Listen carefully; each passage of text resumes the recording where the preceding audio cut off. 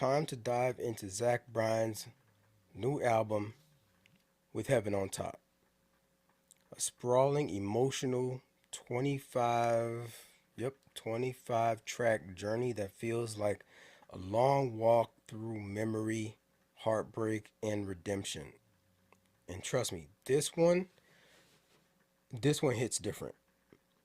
Before we get into the music, it helps to sort of pinpoint exactly where we are in the Bryan story. The man has been living a full on whirlwind life in the past year, so like what, 24, 25. He's never navigated a very public breakup with Brianna. What's that shorty name? Brianna La LaPaglia or something like that. LaPaglia. And then plot twist, he ends up married by later he ended up marrying um Samantha Leonard. They had a private ceremony in Spain. He's been open though about all those struggles that he's gone through, and it's been like a real tough year for the boy. He talks about working through some of this, a lot of emotional trauma, a lot of emotional challenges, and he puts it in the song. But through all of that, he's been writing, he's been touring, uh, still doing the shows, and he's been evolving. And that's what With Heaven on Top captures. It captures an artist who's lived a lot, um, and survived it and came out on the other side with a story to freaking tell. I'm a sucker. I'm going to say this every time. I'm a sucker for opening tracks to a project. And I'm also a writer. Novel coming soon, 2026. Well, I should finish the manuscript in 2026. Maybe the publisher will let me release it in 2027. Maybe I can get out 2026 if there's not a lot of edits. But uh, that's a novel. But I also write poetry. And he opens up this project with spoken word. Son, like if we're here for the substance, if we're here for the lyrics, if we're here for the words, for the story, country music, I've always said is the best, has the best storytellers. I love hip hop. I need my hip hop artists, my rap artists to listen to some country. If you want to know how to tell a story, you got plenty of good storytellers in there. You know what I'm saying? We had a good year. Pusha T, Malice, they're good, great storytellers. Um, um, Slick Rick, great storytellers. My favorite of all time, Nas, amazing storyteller. If you want to go on a journey like you're watching an episode of something, you got to put on some country. If you're into stories, that is. You're not just into the flares and the rhyme and the schemes and the entendres and whatnot. So he opens this thing up with a story. The first track is called Down Downstream. I wish the project was called Down Downstream. He has, the final track, at least on the project, is still called With Heaven on Top. So he keeps it in there. But man, Down Downstream is pretty much the motif carried throughout. We have a track called, okay, so think of evoke what you're evoking with Down Downstream, right? We got another track that comes up later called Runny Eggs. That's the very next track, Runny Eggs. So you're thinking of like something running, something watery, downstream. We have a track number 6, Drowning, okay, downstream, and then Dry Deserts. Of course, the whole the dichotomy of a stream that's flowing and things happening downstream, and then dry deserts, right? All in within that motif. Great for them for him to stick with that there. Rivers and Creeks is another track on this thing. Moving on, we have I would say Miles could even fit into something like that. You have streams that's running for miles. Um, Camper. Camper is another track, and of course, when it's like you're going camping, I've gone to do the floating down the river kind of things, downstream. It's all part of that same motif. So I think, and the album cover, Just look at the album cover, right? He's got the dog there. He's petting him. He's in the woods, and there's the water that's right there. Right? It could be like shoreline of a stream of sorts. Fine, whatever. You didn't call the album Downstream. You would have been perfect.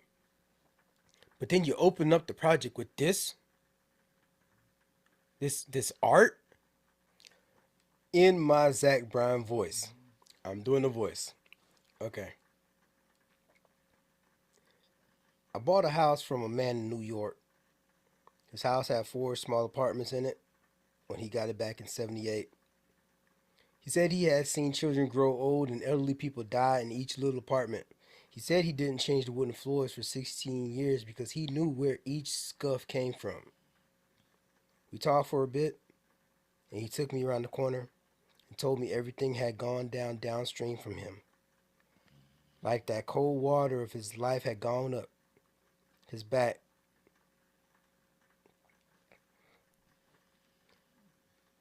Like that cold water of his life had gone up his back, down his front, and around his legs. That before he could drink any of it, it had already passed him by. I went home after drinking with him a bit and made a pallet and a fire on the floor. I closed my eyes, and right there in the middle of one of the coldest nights Manhattan had seen all winter, I imagined my dog jacking me back home, cutting through some Oklahoman landscape of greens and moisture and heat, and finding some stream running right there in the clearing. He jumped, chasing something, naturally, and I just let that water run past my shoulders, under my neck, and down to my feet, and downstream. Every good and bad thing that had ever happened to me floating downstream. They're just floating. The Tulsa bars and all the throwing up in, the ducks we killed, the fights we had, the New York 3 a.m.s, the piano through my neighbor's wall, and the Italian restaurant voices mashing together through the opposite one, my mother's couch that I sang her songs on, the African desert heat running from the police in school, and my father's soul and pride. There, just floating by. Every woman I had ever loved and every man I had ever called brother. The New York fireworks and the July 4th too. Every failure and every ugly little victory, screaming off the Grand Canyon and hearing one of my best friends had gotten into a wreck under some some cold, dark, western sky.